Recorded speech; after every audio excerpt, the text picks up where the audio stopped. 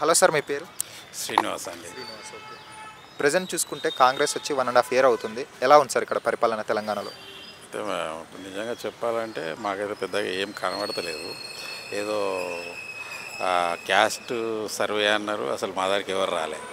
ఏదో చూసుకుంటే ఏదో హడావిడి కనబడుతుంది, కానీ ఈ మధ్యకాలంలో వర్షాలు హైదరాబాద్లో చూసుకుంటే పెద్దగా మాకైతే ఏం కనబడట్లేదండి. పెద్దగా అయితే ఏం కనబడట్లేదు. మేము కామన్ పీపుల్ కాబట్టి మేము కామన్గా చెప్తున్నాం. లోతుగా వెళ్ళలేము, లోతుగా మేము చెప్పలేము. బట్ నాకు తెలిసినంత వరకు అయితే పెద్దగా తేడా అయితే నాకేం కనబడతలేదు. ఇప్పుడు మీరు వర్షాలు అవి అన్నారు కాబట్టి రేవంత్ రెడ్డి గారు హైడ్రా తెచ్చారు. హైడ్రా తెచ్చినప్పుడు చాలామంది భయపడ్డారు, వద్దు అది ఇదని. చాలామంది అమాయకులందరూ చాలామంది అంటే వాళ్ళ ఇల్లు కూలగొడుతున్నారని. కానీ ఇప్పుడు వర్షాలు ఇవన్నీ హైదరాబాద్ చూస్తుంటే హైడ్రా తెచ్చి మంచి పని అయిందంటున్నారు. హైడ్రా వల్ల లాభం ఉందరా నష్టం అంటారా? కొంతవరకు లాభం ఉంది, లేదని చెప్పలేము. ఎందుకంటే దానికి చెప్పుకోవాలి. ఖచ్చితంగా కొన్ని ఏరియాలలో లాభం ఉంది. కొన్ని ఏరియాలలో ఏదో పేపర్లు అప్పుడప్పుడు చూస్తాం కదా, కొన్ని ఇష్యూస్ ఉన్నాయి, వాటిని వాళ్ళు కూడా చేయలేకపోతున్నారు. అంటే ఇక పొలిటికల్ ఉంటుంది కదా, లాభం ఉందండి హైడ్రా తోటి.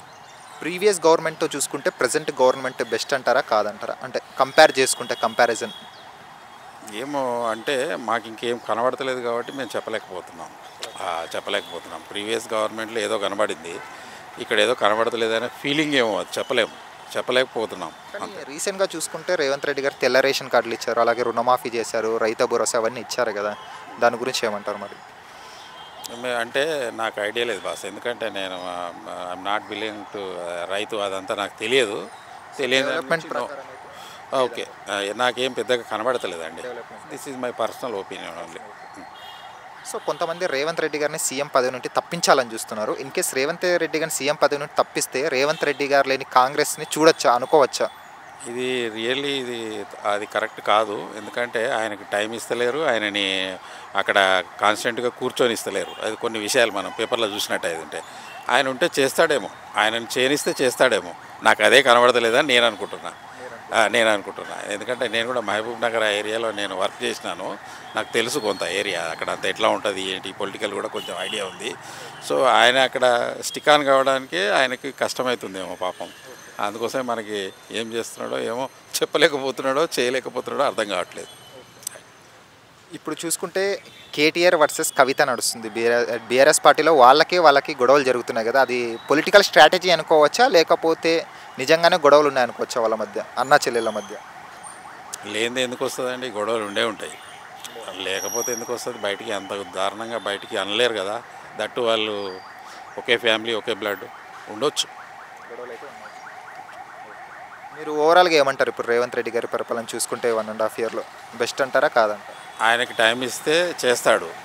యంగ్ కదా, ఆయన ఆలోచనలు ఉన్నాయి, బట్ ఆయనకు చేయలేకపోతున్నాడేమో అనిపిస్తుంది. అదే ఒకటి. అలాగే రాబోయే ఎన్నికలు చూసుకుంటే ఇప్పుడు కాంగ్రెస్ పార్టీకి అపోజిషను బీజేపీ అనుకోవచ్చా, లేకపోతే మనం బీఆర్ఎస్ పార్టీ అనుకోవచ్చా? బీజేపీ కూడా స్ట్రాంగ్ అవుతుంది కదా ఇక్కడ తెలంగాణలో. నాకు తెలిసి బీజేపీ అవుతుంది.